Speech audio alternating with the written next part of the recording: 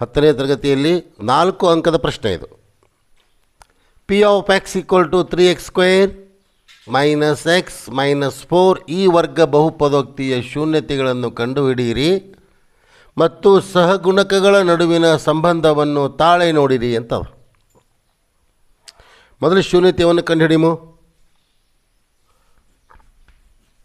ಯಾವುದು? 3x² minus X minus 4 equal to 0 ನಾವು equal ಮಾಡ್ಕೋಬೇಕು. ಮೊದಲು ಅವ್ರ ಕ್ವಶನ್ದಲ್ಲಿ 0 ಕೊಟ್ಟಿಲ್ಲ, ನಾವು 0ಕ್ಕೆ ಈಕ್ವಲ್ ಮಾಡ್ಕೋಬೇಕು. ಮಾಡ್ಕೊಂಡಾಗ 3x² ಇಂಟು ಮೈನಸ್ 4 ಇವೆರಡರಿಂದ ಗುಣಾಕಾರವನ್ನು ಮಾಡಬೇಕು.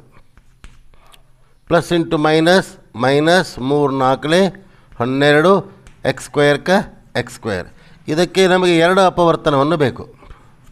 ಏರೋ ಮಾರ್ಕವನ್ನು ಒಂದು ದೊಡ್ಡದು ಒಂದು ಸಣ್ಣದವನ್ನು ಹಾಕ್ಕೋಬೇಕು ಯಾವಾಗಲೂ. ಇಲ್ಲಿದ್ದಂಥ ಚಿಹ್ನೆಯನ್ನು ಇಲ್ಲಿ ಬರೀಬೇಕಂತ ಹೇಳಿದ್ದೆ, ಸಾಕಷ್ಟು ಸಲ ಹೇಳಿ ನಾನು. ಅದನ್ನು ಭಾಳ ಮಂದಿ ನೆನಪಾರ್ಲಿಕ್ಕತ್ತೀರಿ. ಅಂದಾಗ ಯಾವುದೋ 2 ಸಂಖ್ಯೆಯಿಂದ ಗುಣಿಸಿದಾಗ -12 x² ಬರಬೇಕು. ಒಂದರಲ್ಲಿ ಒಂದನ್ನು ಕಳೆದಾಗ ಅಥವಾ ಕೂಡಿಸಿದಾಗ -x ಬರಬೇಕು. ಆ ಸಂಖ್ಯೆಗಳು ಯಾವುವು ಅಥವಾ ಆ ಅಪವರ್ತನಗಳು ಯಾವುವು? 3 4 12, 4ರಲ್ಲಿ 3 ಕಳೆದಾಗ 1 ಉಳಿತದೆ, ಸರಿಯಾದದ್ದು.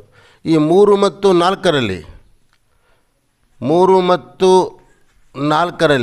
ದೊಡ್ಡದೇವದು 4 ದೊಡ್ಡದಲ್ಲ, ಹೀಗಾಗಿ 4ವನ್ನು ಇಲ್ಲಿ ಬರೀಬೇಕು, ದೊಡ್ಡದನ್ನು ಬರೀಬೇಕು. 2 ಸೇಮ್ ಬಂತು ಅಂದಾಗ ಅದು 2 ಯಾವುದಾದ್ರು ಒಂದು ಬರೀರಿ, ಆ ಮತ್ತು ಬೇರೆ. ಇನ್ನು 3ಅನ್ನು ಇಲ್ಲಿ ಬರೀಬೇಕು.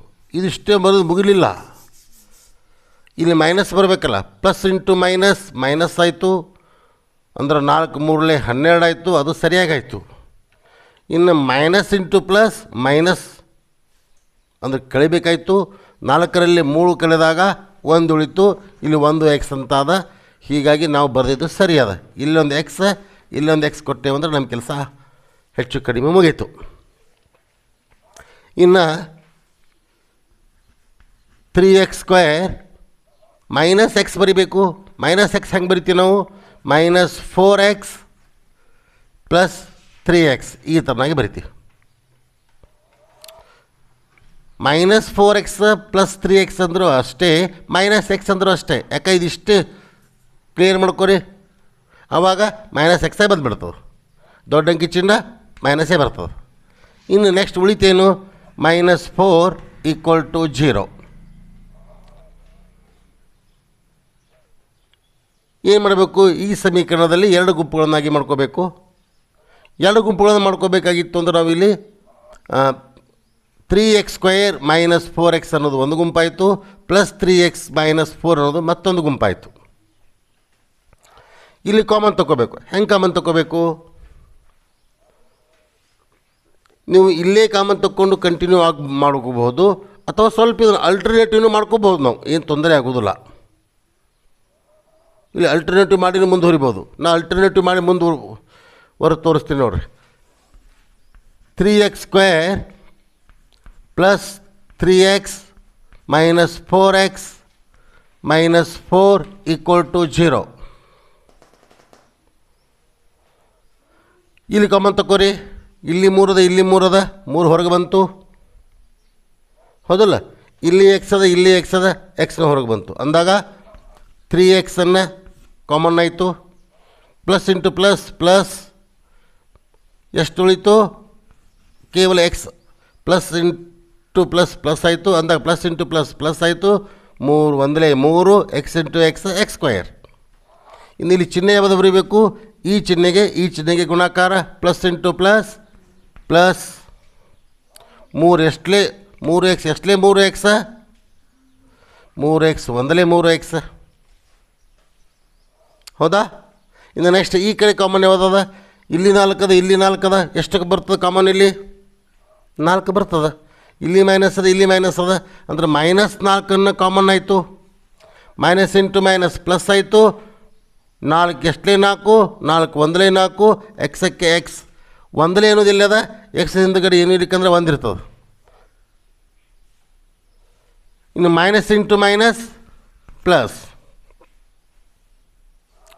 ಮೈನಸ್ ಇಂಟು ಮೈನಸ್ ಪ್ಲಸ್ ಚಿಹ್ನವನ್ನು ಕ್ಲಾಕ್ ವೈಸಾಗೆ ಮಲ್ಟಿಪ್ಲಿಕೇಶನ್ ಆಗ್ತವೆ. ಅಂಕಿ ಸಂಖ್ಯೆಗಳು ಆ್ಯಂಟಿ ಕ್ಲಾಕ್ ವೈಸ್ ಆಗಿ ಮಲ್ಟಿಪ್ಲಿಕೇಶನ್ ಆಗ್ತವೆ. ನಾನು ಇದನ್ನು ಹೇಳಿದ್ದೇನೆ ನಿಮಗೆ.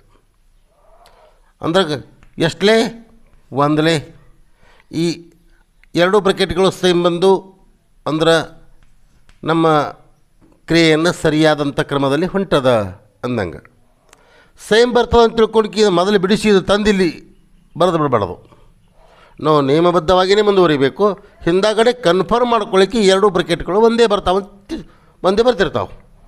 ಇನ್ನೇನು ಮಾಡಬೇಕು, ಈ ಎರಡೂ ಬ್ರಕೆಟ್ಗಳು ಕೂಡಿ ಒಂದು ಬ್ರಕೆಟ ಅಂದಾಗ x+1 ಆಮೇಲೆ ಈ ಬ್ರಕೆಟದಲ್ಲಿದ್ದಂಥ ಹೊರಗಿನ ಪದ ಈ ಬ್ರಕೆಟ್ಗಳಿದ್ದಂಥ ಹೊರಗಿನ ಪದ ಕೂಡಿ ಒಂದು ಬ್ರಕೆಟ್ ಮಾಡ್ಕೊಳ್ಳೋಮು ಅಂದಾಗ 3x ಆಮೇಲೆ -4 = 0 ಆಯಿತು.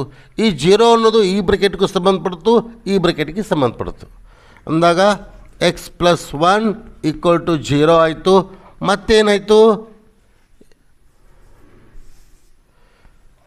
3x - 4 = 0 ಆಯಿತು ಅಂದಾಗ x = 0ಕ್ಕೆ ಬೆಲೆ ಅಂತ ಬಿಟ್ಟಿರ್ತೀನಿ ಕೈ, +1 ಇದ್ದಿದ್ದು ಈ ಕಡೆ ಹೋಗುವಾಗ -1 ಆಯಿತು.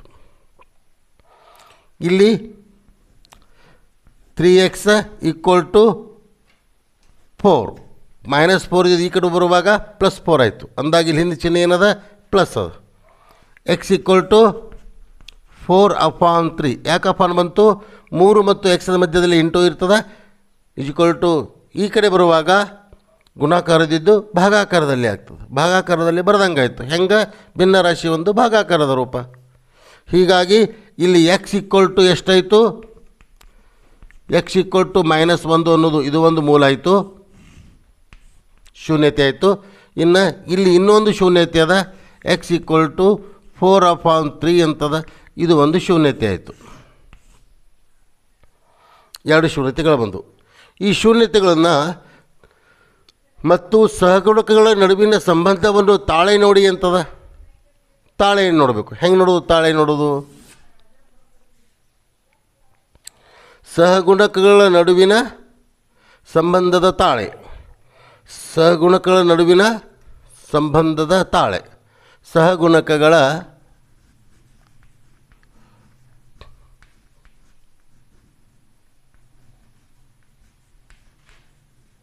ನಡುವಿನ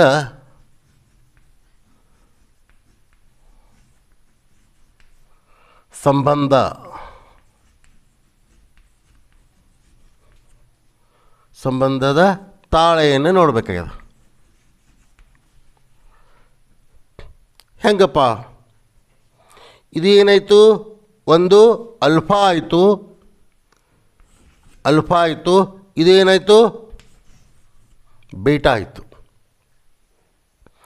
ಅಲ್ಫಾ ಪ್ಲಸ್ ಬೀಟಾ ಅಲ್ಫಾ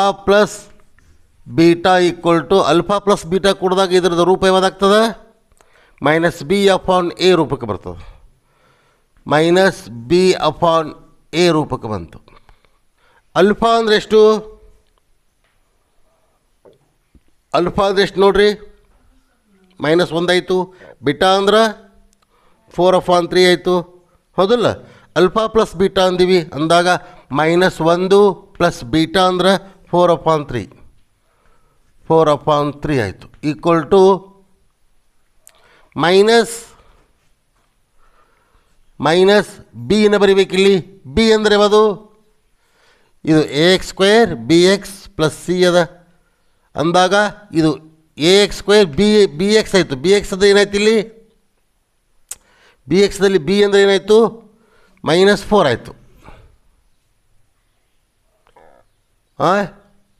ಆಲಿಲ್ಲ, bx ಅಂದರೆ ಏನಾಯಿತು, ಇಲ್ಲ ಇದು ಆಲಿಲ್ಲ, ಇದಕ್ಕೆ ತೊಗೊಬಾರ್ದು ನಾವು. ಮೂಲ ಸಮೀಕರಣ ಇಲ್ಲಿ ಅದಲ್ಲ.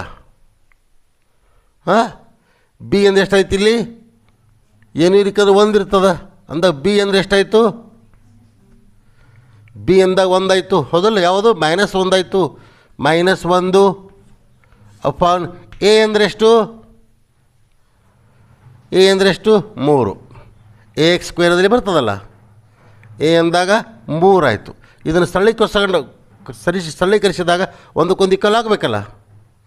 ಅಂದಾಗ ಇಲ್ಲಿ ಕೆಳಗೆ ಏನು ಇರ್ಲಿಕ್ಕೆ ಏನಿರ್ತದೆ, ಇದಕ್ಕೆ ಕೆಳಗೆ 1 ಇರ್ತದೆ.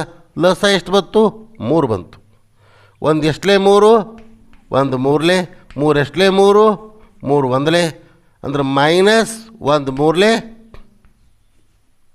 3 + 4 1ಲೇ 4.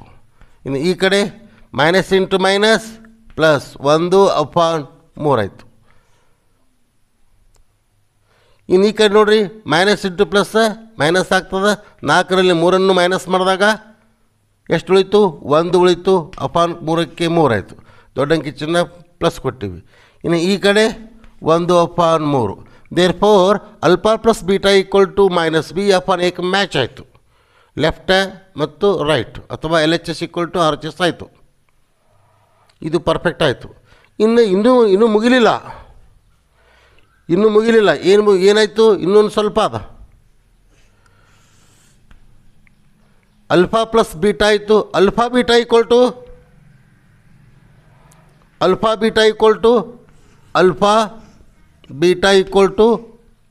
ಇದರ ಮೂಲ ರೂಪ ಏನು? C/A. ಅಲ್ಫಾ ಅಂದರೆ ಏನಿಲ್ಲಿ? -1 ಆಗ್ಯದ. -1 ಅಲ್ಫಾ ಮತ್ತು ಬೀಟಾದ ಮಧ್ಯದಲ್ಲಿ ಇಂಟು ಇರ್ತದೆ. ಅದಕ್ಕೆ ನಾನು ಇಂಟು ಹಾಕ್ಕೊಂಡೀನಿ. ಬೀಟಾ ಅಂದರೆ ಎಷ್ಟು? 4/3. 4/3 = C ಅಂದರೆ ಎಷ್ಟು? ಸಮೀಕರಣದಲ್ಲಿ C ಅಂದರೆ ಎಷ್ಟು? -4. A ಅಂದರೆ ಎಷ್ಟು? 3. A ಅಂದರೆ 3. ಇದನ್ನು ಸರಳೀಕರಿಸಿದಾಗ ಈ ಪದದಿಂದ ಇದಕ್ಕೆ ಗುಣಾಕಾರ ಮಾಡಬೇಕು.